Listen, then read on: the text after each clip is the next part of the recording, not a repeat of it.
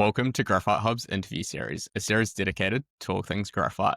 Now, today we're joined by Prashant Chintawar, CEO of Vault Resources. So, welcome to the series, Prashant. Thank you, Harry. Thank you for inviting me. Fantastic. So, Vault has projects across Ukraine, Tanzania, and now the US. So, you've got quite a global footprint. So, would you mind just summarizing the company's overall strategy? Absolutely. Thank you, Harry. And I'm glad we're starting off with the strategy. So you're absolutely correct. We do have a global footprint, existing footprint in Ukraine, plus one of the world's largest graphite project in Tanzania. And now we're going to expand our presence in the United States. So we have a simple strategy. We have an existing working graphite mine plus the graphite refinery in the Ukraine. So our strategy is simply to really become a leading global supplier of high purity and ultra high purity graphite using the low cost patent pending process. So we are already an existing supplier.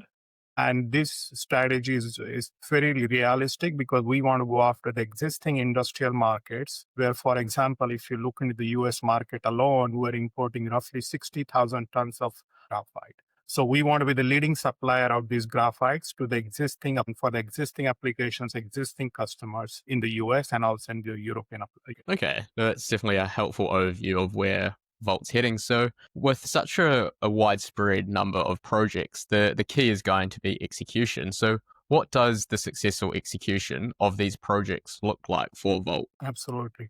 That's true, Harry. You hit the nail on the head. It's execution, execution, and execution. So let's start with the Ukraine, where we have had some really good tailwind.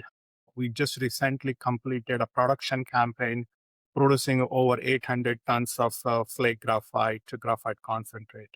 That that number may not sound a whole lot, but remember, this is an asset that's in a war-torn country, and despite all the challenges, our team continues to be resilient and operate. On top of that, just a couple of days ago, we announced this major win, a legal win, where we believe our liability for this share purchase agreement has been addressed successfully. So one of the things that we want to do going forward for the Ukrainian project, Ukrainian asset, is really boost the production so that we can, in the near future, go back to the pre-war production level, which was about 7,500 tons per annum. Moving to the US, where we already set up our office in Alabama.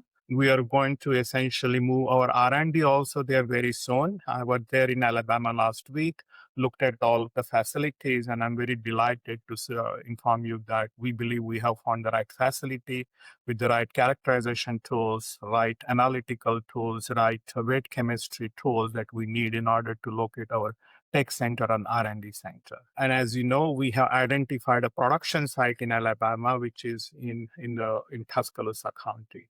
So the goal is to co-locate R&D production in similar or the same site. We are also awaiting some results on the funding applications, so as to kickstart our activities in Alabama, and we expect to hear those results over the next several months. And moving to Tanzania, we are the owner of one of the world's largest graphite deposit, the Bunyu Project. I'll be honest, it's been challenging to essentially get financing secured for this project, but we have been working with a partner to bring down the capital cost and operating cost of that project, which we believe is the key in the current graphite pricing scenario to secure the financing. So having secured the financing for that project, having successfully lowered the capital and operating cost would be success for the Bunyu project.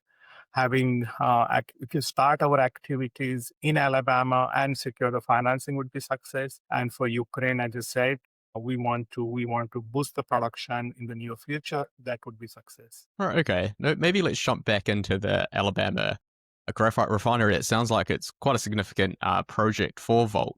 So could you give an update just on where you're at with bringing that online? Sure. So we have identified a site. So this is a roughly 33-acre site in Airport Industrial Park in Tuscaloosa County. So that site, based on the analysis we have done so far, meets all our criteria in terms of the connectivity, proximity to the customer, proximity to the suppliers, and other criteria, access to the utilities and other criteria.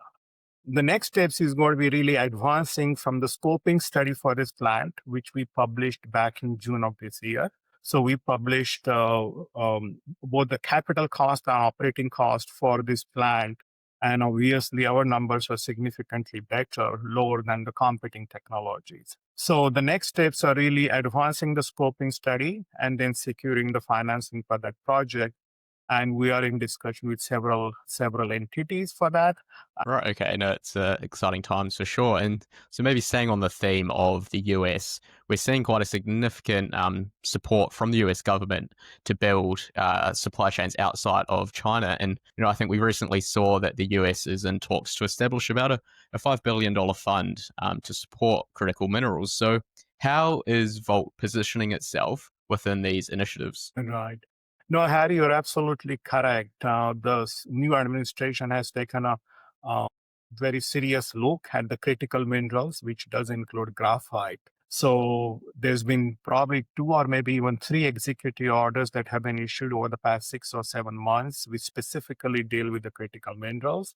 And just last month, actually, the US Department of Defense issued a request for proposal for securing roughly 50,000 tons of flake graphite. So in all these opportunities, both the existing plus the upcoming opportunities, such as this DFC's potential partnership with a New York City-based fund, we believe partnership is the key. So we have always partnered with either potential customers, supply chain partners to accelerate the commercialization. So that's been our name of the game, and we'll continue to do that, including for the opportunity where we talked about this flake graphite supply to the Defense Logistics Agency.